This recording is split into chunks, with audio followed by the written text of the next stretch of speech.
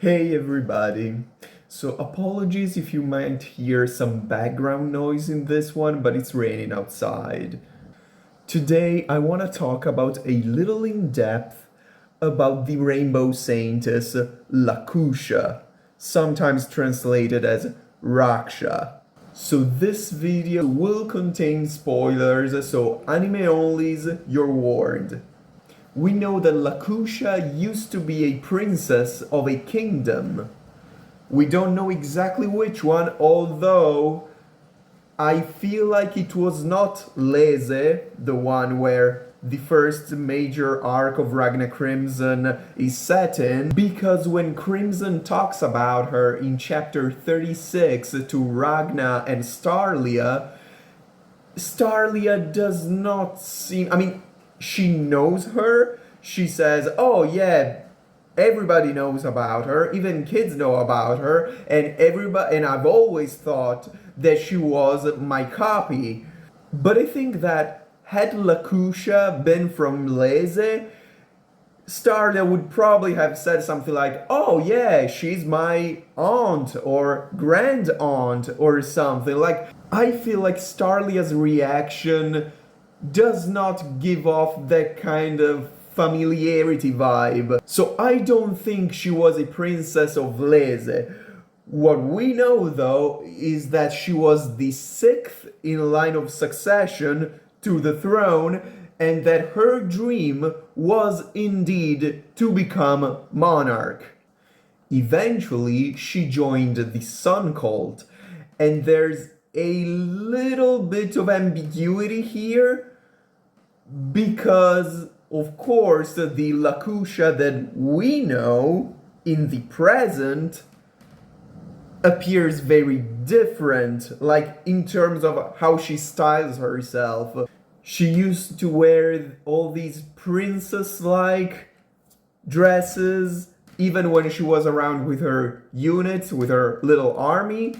But now she has a very different gear. She looks like the girl from Nier Automata. I'm pretty sure the author took inspiration from Nier Automata, but anyway, she was also considered a radiant person, whereas right now, for the little we've seen her talk, she seems a very stern, no-nonsense person. And there is a reason for that, and we'll talk about it later. But the thing that I'm saying is a little ambiguous is, has she always been in the Sun cult?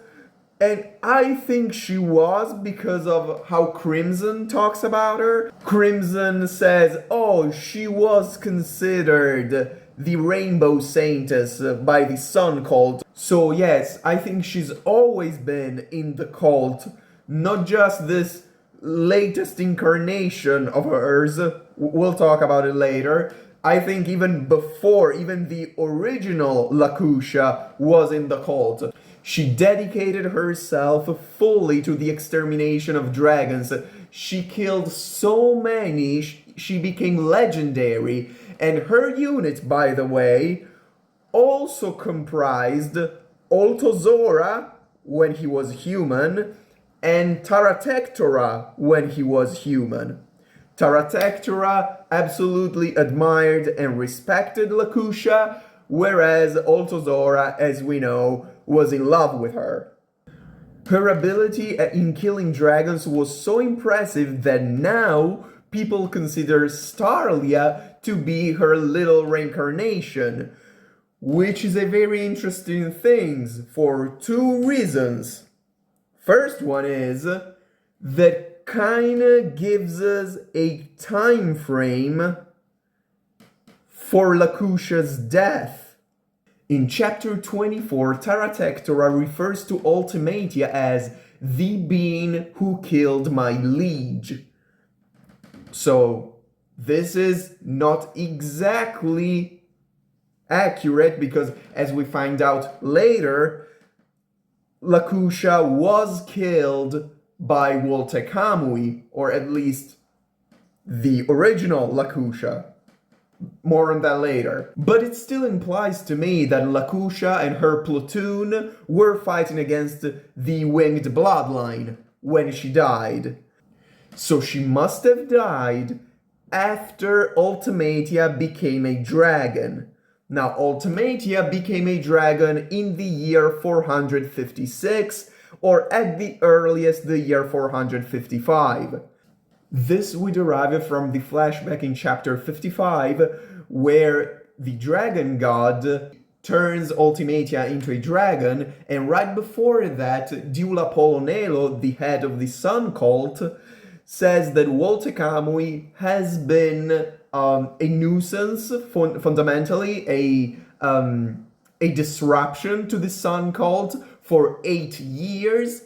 And we know that when Ultimatia and Woltekamui first met in the year 448, Woltekamui had been a nuisance for about a few months. So it could be that he started interfering with the Sun cult in late 477, so 8 years later might be year 455, or he started in 448, so when Ultimatia became a dragon and took on the name of Ultimatia, it was the year 456.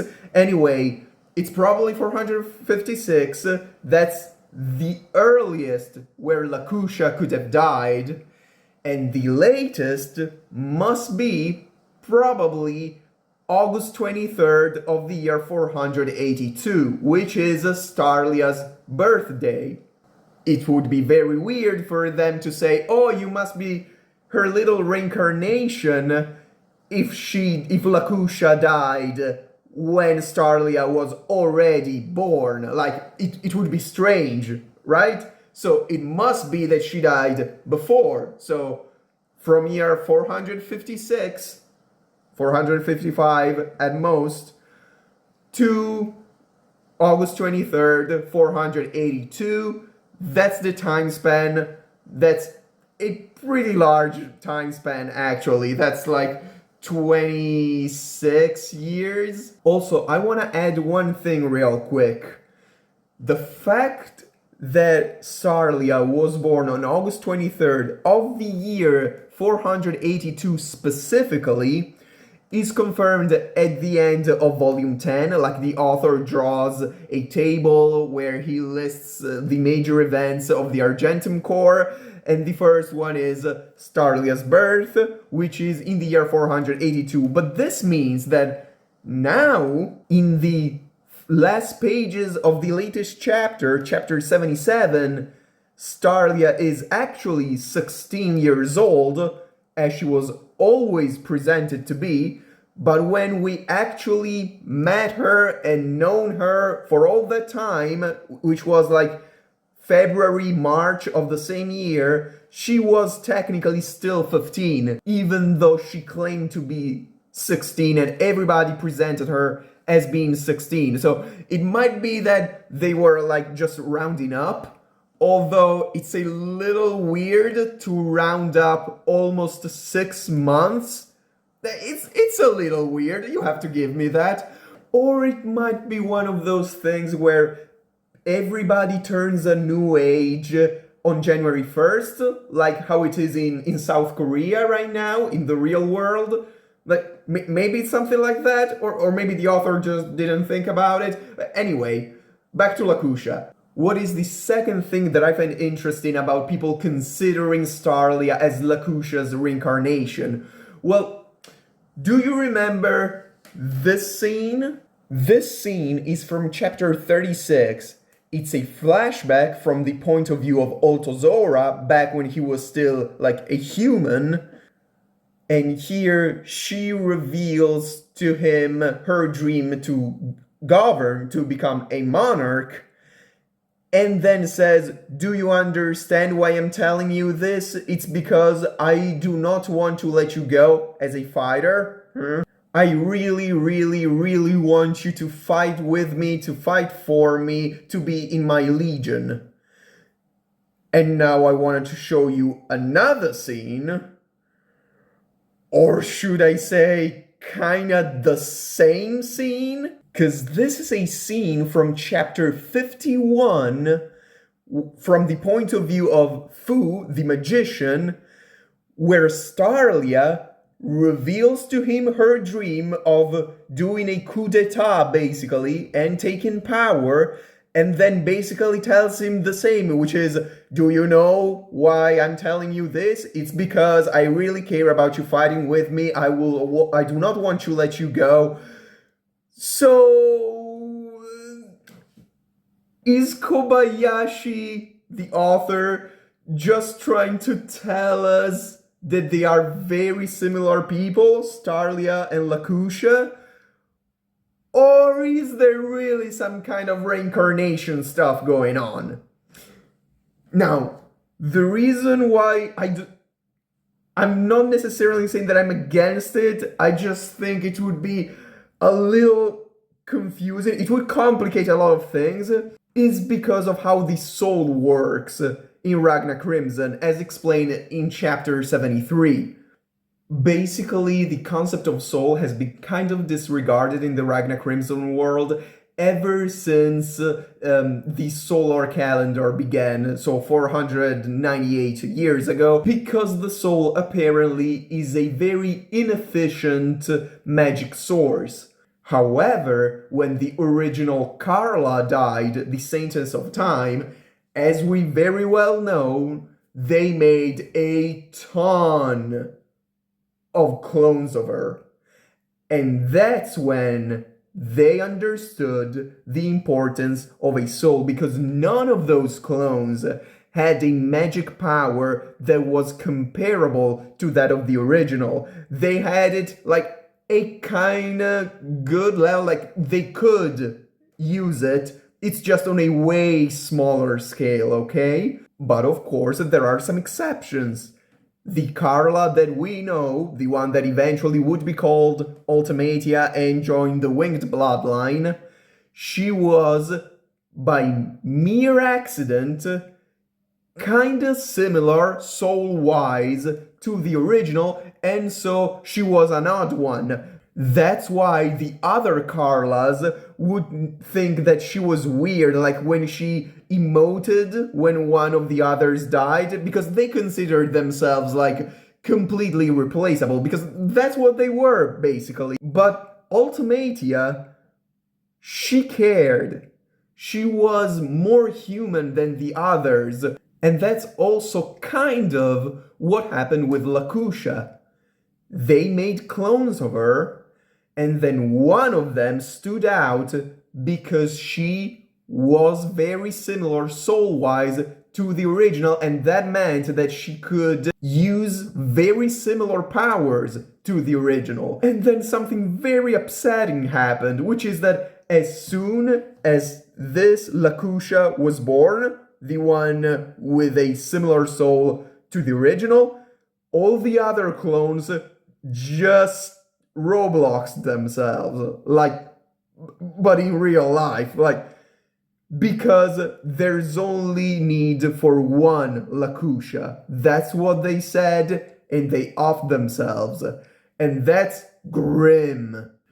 So, the Lakucia that we now know, the one in the Sun cult that we know that Ragna joined, that is this lone survivor of the clones of the original Lakucia. As far as her powers go, we don't really know them. We know that she's called the Rainbow Saintess, so it's gotta be something related to a rainbow. I'm not sure. I know that the pendant that she wears right now, the original didn't have it, but the current Lakucia, the one that she's wearing, people say that it's kind of a crescent moon, but if you look at it, it's a rainbow. So I'm led to think that she has actually powers that have something to do with rainbows. It's just that we have no idea. Maybe if you have, maybe if there is some hint that I missed, you can write it in the comments. Last thing I want to bring up is the eye patch.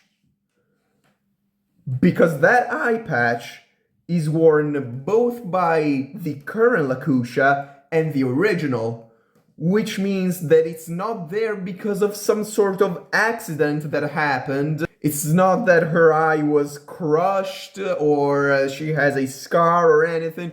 No, no, no, no. It must be something genetic. Now, we know that in the world of Ragna Crimson, people that have magic powers also have some sort of physical anomaly. For instance, Starlia, she was born without arms, or Fu and Hezela and Grea, they have some part of them that are dragon-like. There are demi-humans.